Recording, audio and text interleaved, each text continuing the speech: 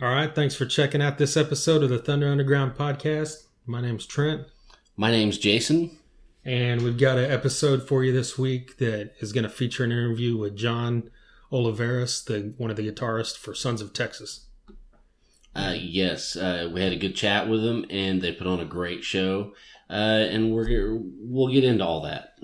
Yeah, before we do, we would like to play you a track from a band that caught our attention about a week or so ago. Yeah, I think so. Yeah, called Hipnositc, and they're out of Orange County, and they've got a cover of Ain't No Sunshine, which, if you're a human being on this planet and you have ears, you've likely heard this song. There's no way you have not heard this song. Yeah.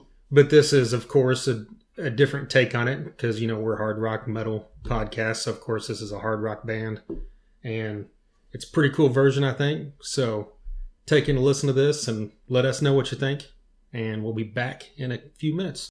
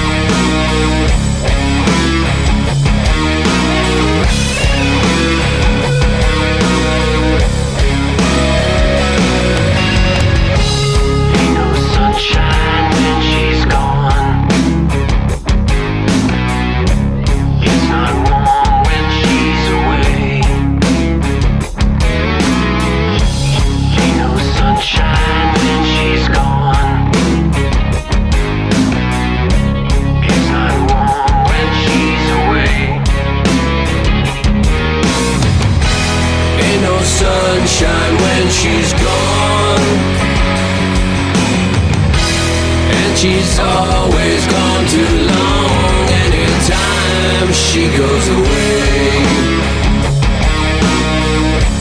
it's not warm when she's away.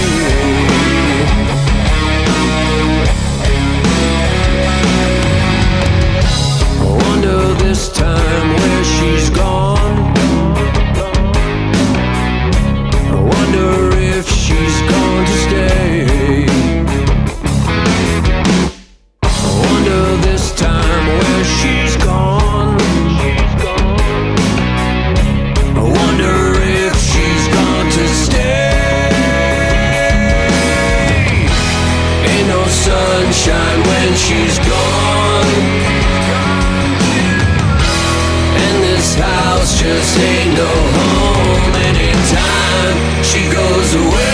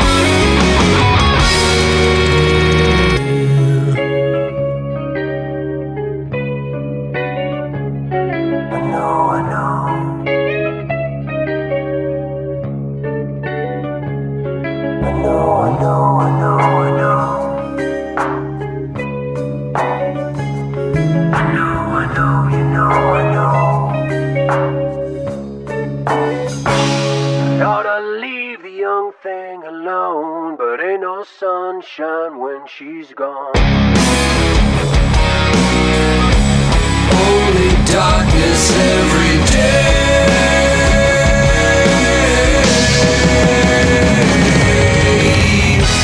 Ain't no sunshine when she's gone, and this house just ain't no home anytime she goes away. She goes away. She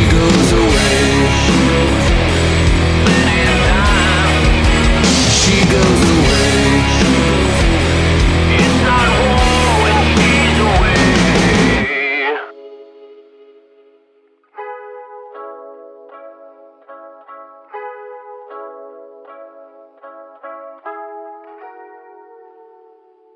All right, once again, that was Hipnositc with their cover of Ain't No Sunshine. You can check them out online at www.hipnostic.com or on Facebook. Just search for Hipnositc, Hipnostic, and that's pretty good stuff, don't you think? Yeah, I like it. Good, clean, polished, heavy sound. It was really nice on the ears. So, check them out.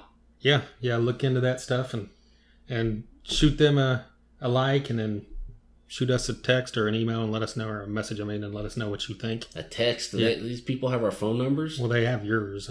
That's on the website. Yeah, in the bathroom wall, but anyways. Yeah. Well, the point of this podcast, or the theme, would be Sons of Texas. Yes. As we mentioned at the beginning, and as you noticed when you clicked on it, because we did an interview with Jon Olivarez, one of the two guitarists for Sons of Texas. And we met with them before their show when they're opening up for Buckcherry. And I'd like to point out that it was outside, and we met over by the buses, and there was some wind blowing through there, and I didn't have a windscreen on my mic, so there's some points where it's kind of loud and rumbly, but you can always hear the audio, so just kind of bear with that and make it through there. He says some good things, so I think it'll be worth your time. Yeah, and we were hanging out by the buses, so that's how we roll around here at the Thunder Underground. So right, just bear with us. Yeah.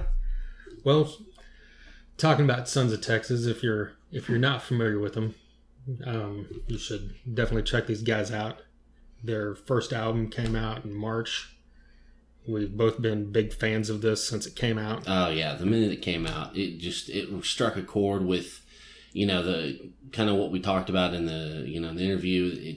It brings together hard rock, melodic hard rock, and metal together just great without sounding forced or stupid. I mean, it's just this is an insane album. Great record. Yeah, great from beginning to end. You could listen to it over and over and never get tired of it. Yeah, you don't have to skip around. Yeah, and it's got a lot of like the very first track, Never Bury the Hatchets, real metal in your face, has that, he mentions Pantera, they kind of wear those influences on their sleeve, and it kicks off. And so if you're a fan of, really heavy hard rock or groove metal or even thrash metal, it's got all the elements throughout. For sure. And even Baptized in Real Grunge, more melodic kind of, not really a ballad, but it's more, it's more radio friendly than the other ones, but it's got a great kind of soulness to his voice, and where, throughout the whole album is there, and even like September and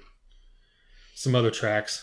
Yeah, like I said, you can go from the September to a song like, Bury the Hatchet, and but it all still sounds like them. Powerful vocals. I think that's one of their, secret weapons. Yeah, and we mentioned them on our Best of 2015 so far episode, where we talked about what we thought was the best at the halfway point, and pretty sure this will be on our best of the full year. It will be on mine for sure. Yeah, definitely. Sure. Yeah, this is the top album of the year, no doubt. And they're great live. We had caught them at Rocklahoma, and there's 50, 75 bands at Rocklahoma, maybe more, and they were like in the top 5 in my opinion on what I saw. Yeah. And they were the first band to hit the stage, right? At 3 o'clock on Friday afternoon. Yeah. And people are just, milling around, filling in, getting there, and there wasn't a lot of people up front yet when they first started, and didn't matter to them. They played a show like there was 20,000 people out there. They killed it. But yeah, these guys are real good about, interacting with fans on Facebook and Twitter, and people really dig that, and we kind of talk about that. He's he said that they try to meet people, and they've made a lot of friends along the way, and they they interact with people where they go. And like when we saw them the other night, at least 3 or 4 times during the 30 minutes they were up there, the singer mentioned, they go back to the merch table, buy some stuff, but even if you don't buy stuff, we're going to be back there signing autographs, taking pictures, and they were there the whole time that the two bands after him played, they're out there taking pictures and greeting everybody that came up. Yeah, even after Buckcherry, you know, it was a headline. Buckcherry was a headliner. It's Buckcherry tour. And on the way out, they were still. I looked over, and they were still at their merch table talking to people. And you know, it takes that kind of work and time to put into it to you know, they're doing the right things. So they deserve, you know, the highest, you know, highs that you can get in the in this crazy rock and roll machine. Yeah. Hopefully it keeps picking up for him. I know Octane has played a lot, you know, played Baptized a lot. Yeah. And, you know, I'm sure they've gotten played throughout, you know, the regional area. So hopefully they continue that upward climb. Yes, because definitely. They've done it pretty good, pretty quick. And for having an album that's only been out like 6 months now, they've, you know, been on tour with, like you said, with Trapped and now Buckcherry, and hopefully it just keeps going upwards from there, you know? Yeah. I'm sure it will. Yeah. And speaking of Buckcherry, we wanted to talk about them for a few minutes because we've both been big fans of them since they came out in 1999. And big fans. Yes. And wanted to mention the fact that it's kind of, you know, they're one of those bands that are kind of polarizing because there's still people, you see people hating on them and they kind of lump them into that whole radio rock genre. Yeah, which I've never understood ever. Right. Like the, you know, the Nickelbacks and the, you know, Creeds and Seethers or whatever, you know, which no offense to any of those if you like them, but I mean, that's just more, you know, straight up kind of vanilla radio rock. Yeah, it is. Whereas Buckcherry, even though I can understand why they got thrown in there because they had big hits with Crazy Bitch and Sorry, but even when you listen to those songs, they sound nothing like all those other bands' hits, you know? Yeah. I mean, this is whiskey drenched, you know, loud, rude rock and roll. Yeah. I mean, this is not, you know, this is not fucking 3 Days Grace or whatever. Right. I mean, and I just don't, I've never understood why people, you know, lump them into that thing. I just didn't get it. You know, they sound and they look like Trouble, and you know, it's stuff that pissed your parents off, and you know, I wish there was more, you know, just you know, tattooed fucking, you know, Roadhouse, you know, whiskey drinking type kind of shit, you know, instead of, you know, I don't know, all this other stuff that is clogged up on the radio. And, you know, so I just have never understood why they are lumped in with that. They don't sound anything like any of that crap. And the only good thing about it is, you know, they're kind of popular and, you know, they get radio play and, you know, they can play big shows like the one we saw, and they were on point.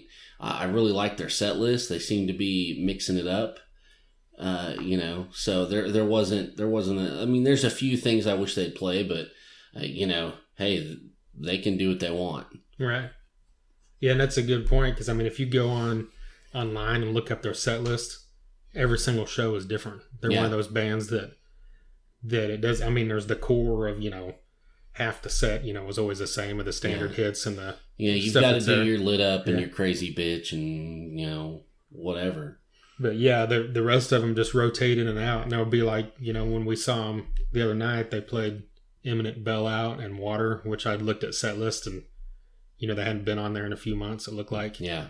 And so it's just, if you're a big enough fan, stuff like that goes a long way, you know, because we've seen them now a ton of times, and it's never the same, which is great. Yeah. You know, because there was a lot of bands that you can't say that about. You know? Yeah.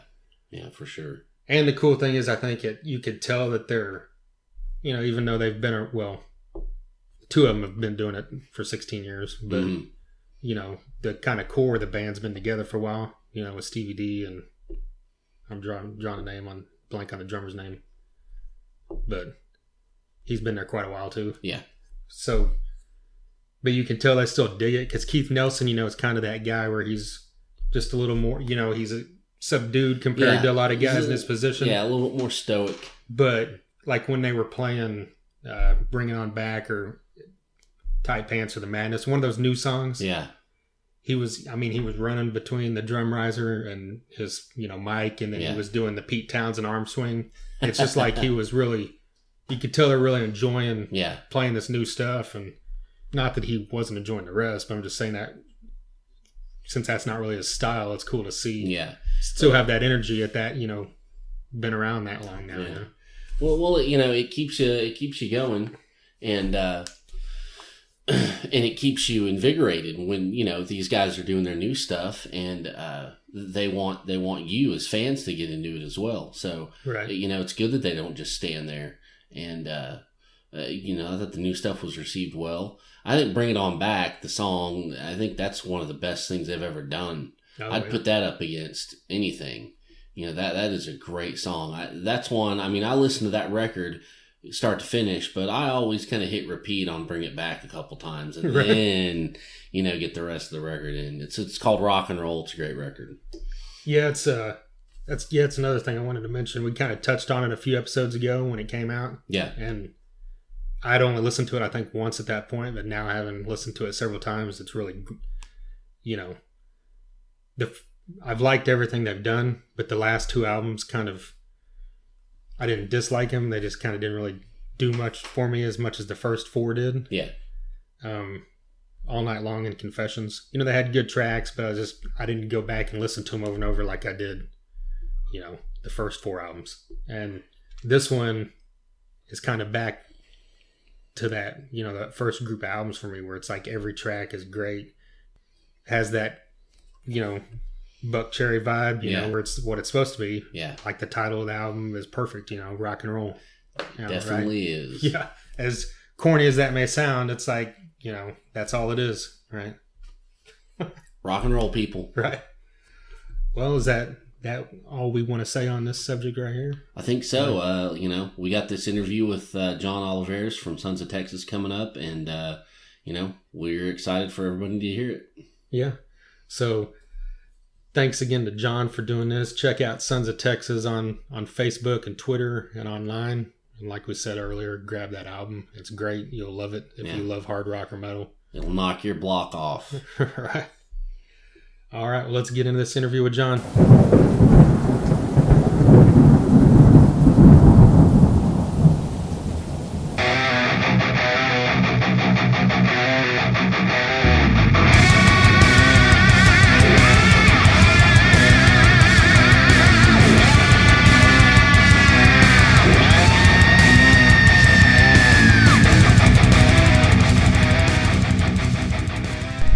If you can beat that, let's go for it. If I can beat that, just kidding, shit, man. Yeah, go ahead, man. So how's it been with the tour, and how's the crowds and everything? The tour's been awesome, man. The Buckcherry crew is nicest that we've been with so far. I mean, nothing against Trap, but those guys are awesome too. But Buckcherry's guys are, they've been through it. They've been touring forever, and it's just cool, like learning things from these guys. You know what I mean? The guitar techs showing us little things about our guitars, how to make it sound better. Yeah. Shit that we didn't even know, and then they're even helping us out with our live sound. So, that's cool. And then the actual band themselves they're all class X. You know what I mean? We talk to Keith and Stevie every day about guitar stuff. You see our bassist Nick hanging out with Kelly, talking bass and sharing stories and stuff, and it's a good time, man. Cool. Have the crowds been good? Yes, like, the crowds. Have you had people come up to you that weren't familiar with you? Oh yeah, every day.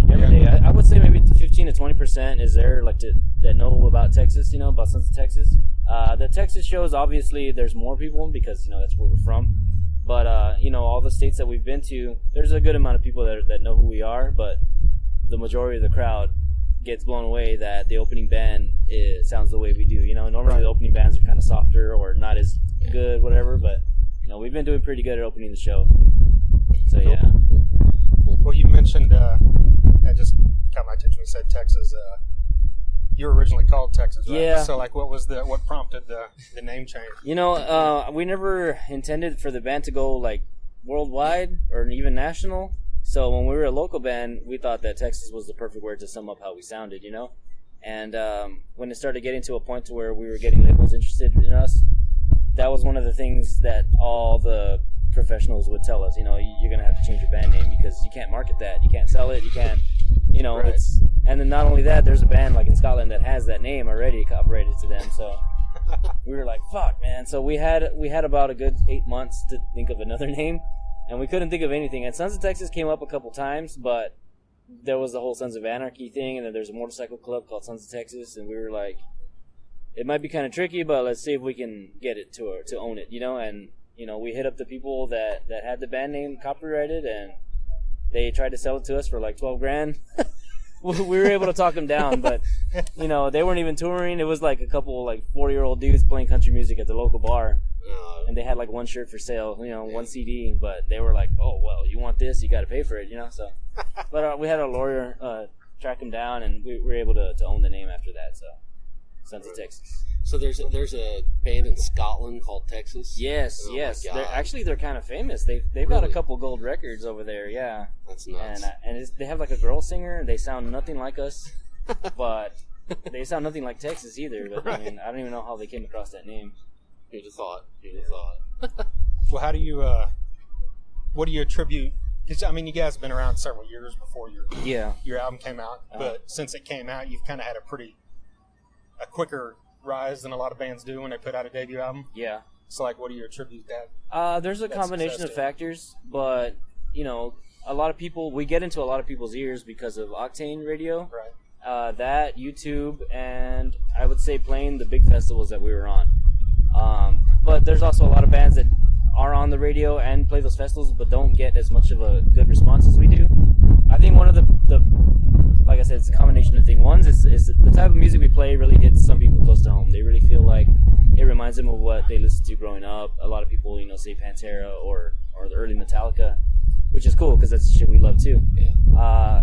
But it's also, I think it's a big part of the way we are as a band is we hang out with the fans before and after the set.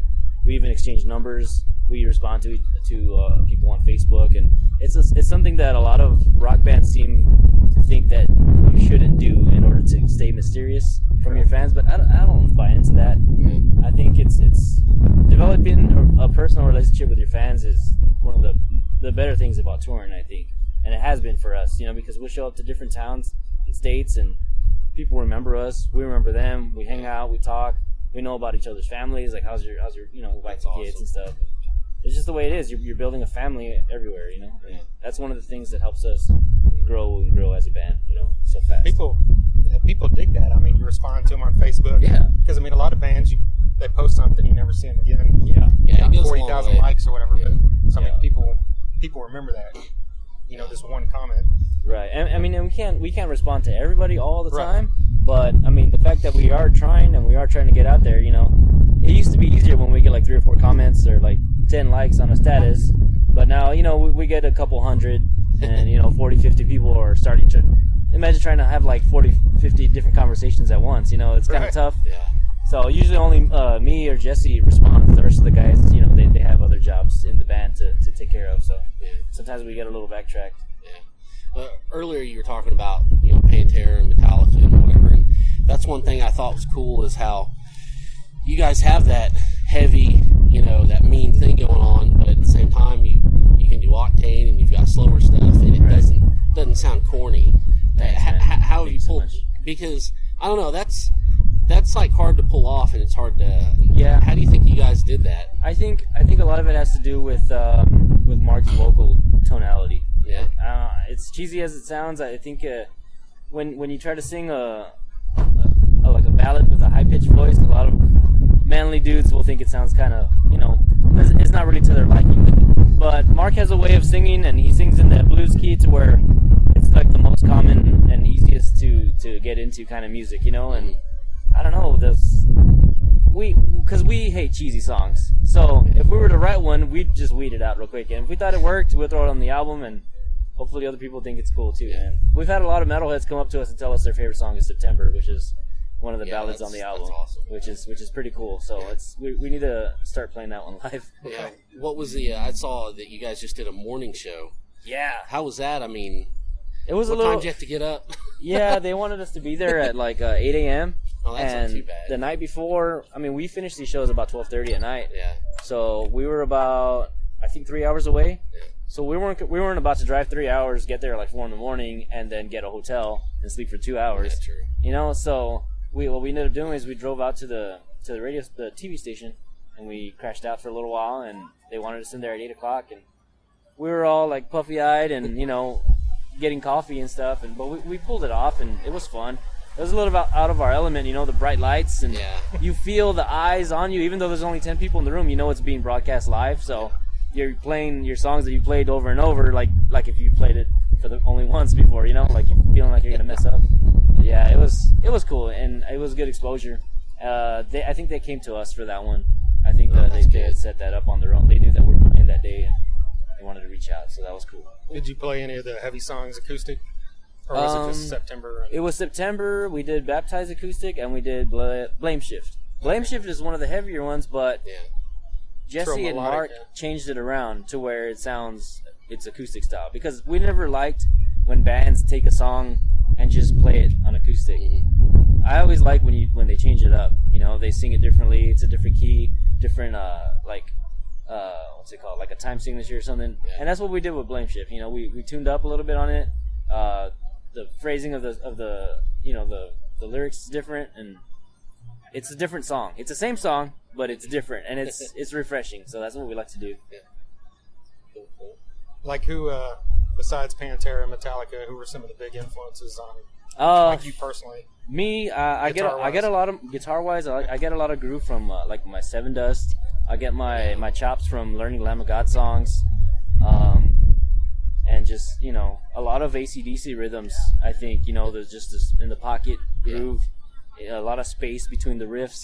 That's stuff that I look to when it comes to writing, and aside from the Dimebag stuff and Stevie Ray and Billy Gibbons, like those are always in the back of my mind. Those come out naturally when I riff, but yeah, when I want to write something that's got more flavor to it, I'll listen to bands like that, and it really helps with the writing process, and it feels natural when I play it like that, Yeah, Lamb of God, that would be a workout, wouldn't it? Yes, dear Lord. When what was the As the Palaces Burn album and Ashes of the Wake, those two albums, man, like I took those home and I tried to learn every damn song, and by the time I was done, I had like veins in my wrists and my hand was all contorted. Yeah.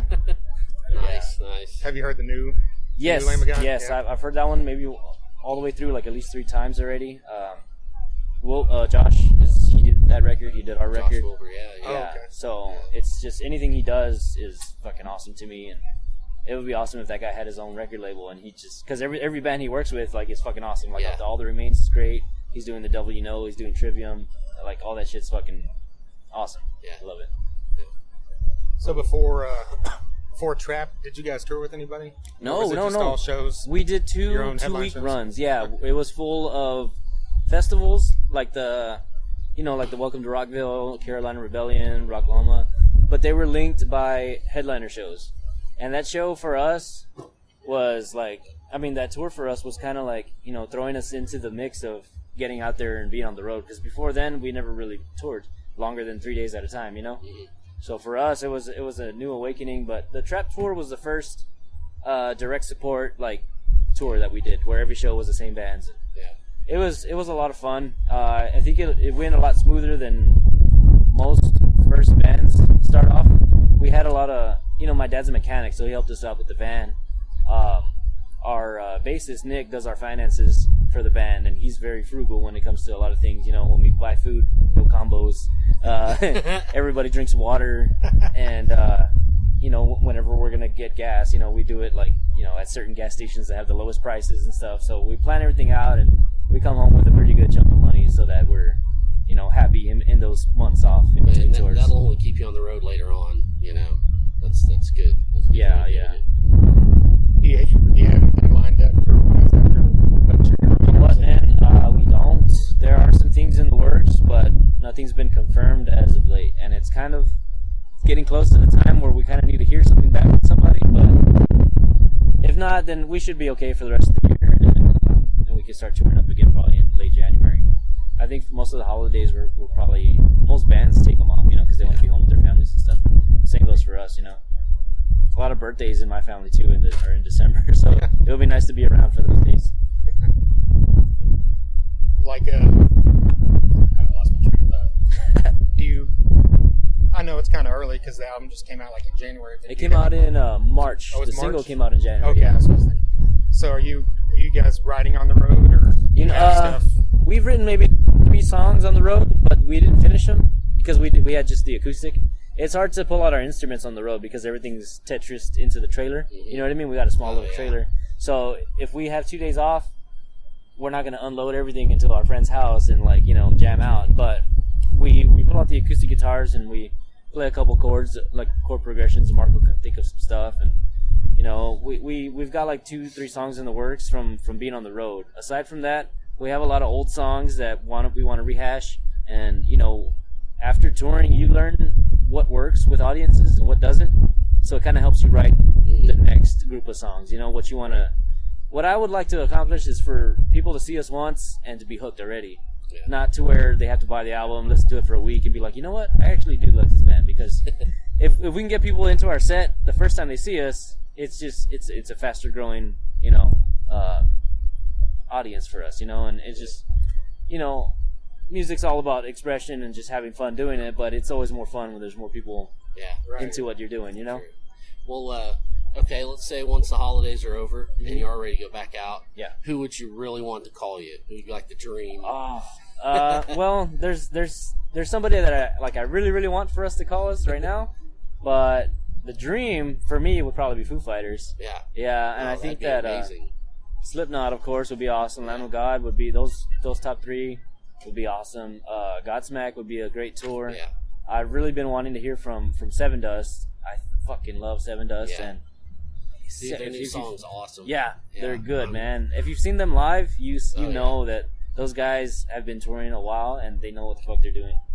And that's just one of those bands that I would love to watch every night and to learn from. You know what I mean? Yeah. So I love watching Buckcherry every night. I mean, I'm not gonna lie, I like maybe 4 or 5 of their songs. Yeah. And now that I get to see them play like 13, 15 songs a night, I'm becoming a bigger fan. So, normally, like with Trapped, some days you take, you're like, okay, they're playing, I'm going to hang out in the back, But every time I hear Lit Up when they open the set, I'm like, okay, I'm going to fucking go out there. Give me a beer. Like, you're in the crowd, in the middle, just hell yeah, hanging out, man. It's a good show that they put on, man. Well, I think that's what's great about your guys' sound, too, is that you can open for a Buckcherry and then turn around and open for a Slipknot. Dude, yeah. And it works both ways and pulls both crowds, So yeah, that's one of the things that we aimed for when we were starting the band. We're like, fuck, man, we don't want to be pigeonholed to just doing the underground circuit, or we don't want to be only hitting up Seether and Nickelback, and we want to be able to fit in with everybody, and no matter who we open for, some of those fans are gonna know who we are, Yeah. So that's what we like, man. That's one thing that's good about the kind of music that we're doing, I guess, our brand that we do. When you mentioned the live, pulling in people from seeing you live, and I mean, both of us had the album before we saw you, but we saw you at Rocklahoma, and we were there all 3 days, and afterwards, you guys were the band I was telling people about. Oh, you guys awesome, and Crowbot, I'm like, this is who you need to fucking hear, right? Yeah. Crowbot's doing it right, man. They're fucking awesome. Yeah, for sure. Well, non-music wise, are you a Cowboys fan? Is everybody in the band? Everybody. I thought I'd read that. Yeah. I'm not, but I was just going to ask you, how do you think they're going to fare without Romo and? I'm hoping that they're going to figure out some sort of chemistry that they didn't know they had. Because in the last game, we didn't actually score a touchdown. I don't think Romo scored a touchdown at all. It was Bailey that hit the 2 field goals. So it was good that Romo kept us in the game, and we had the possession for most of the game, but I mean, he didn't score, and Whedon did, So if we can keep the short passes going, but I don't know, all of our stars are gone, man. So it's not really fair. Not fair at all. This guy's a Giants fan, so you had to do that, didn't you? It's all good, man. It's all good. We beat them this year, so. Yeah, I know. It's all right. Y'all got a win last week, right? Yeah. Against the Redskins, was it? Yes, Redskins. That was Thursday night, wasn't it? Yeah, Beckham tore it up in that game, man. Cool. Well, you got anything? I think that's it. Right. Thanks, man. Hey, thank you guys, man. It's fucking easy to do. You guys are awesome, man. Y'all going to be in the show? Yeah, definitely. Sweet, man. Definitely. Looking forward to it. Right there you have it, our interview with Jon, one of the guitarists for Sons of Texas. Went pretty good, even outside of the wind and sound issues. So thanks for bearing with us and checking that out. Definitely. Thanks to Jon. Thanks to Sons of Texas. We're very honored, and we're very grateful. Thanks to Brady Theater and to Buckcherry for putting on a kick-ass show. Yes, definitely. And hit us up online at thethunderunderground.com. On Facebook, same thing, The Thunder Underground. Or on SoundCloud, subscribe to us so you don't miss any of these future podcasts. We've got 2 or 3 here in the next few weeks with people we're very happy to be bringing to the podcast. We're very excited about it. And we've also got some, if this is the first time you've listened, go back and find some previous episodes with guys from Caroline Spine and King Shifter and Driver, Oklahoma Oliverez. Oh, yeah. Kind of all over the place. All styles of rock and metal. Rocket Science. Yes. Check out any of those that you get a chance to. We appreciate it, and we appreciate you listening to this. And click that share button on whatever you're on, SoundCloud, Facebook, Twitter. We'd appreciate it. And go to, another one we didn't mention was Battle Crash. You can go to YouTube and find our YouTube channel, which is The Thunder Underground, and subscribe to us. And we've got an interview we did with the singer from Battlecross up there. Check that out. That's pretty cool as well. That was a fun one. Yeah. And if you would like to sponsor our podcast, you can also send us a message and say, hey, Jason, hey, Trent, we really like what you do and we would like to sponsor you. So here's some money. Talk about our products and our business. Yeah. Definitely. Anyway, stay tuned and we'll talk to you next week. Goodbye.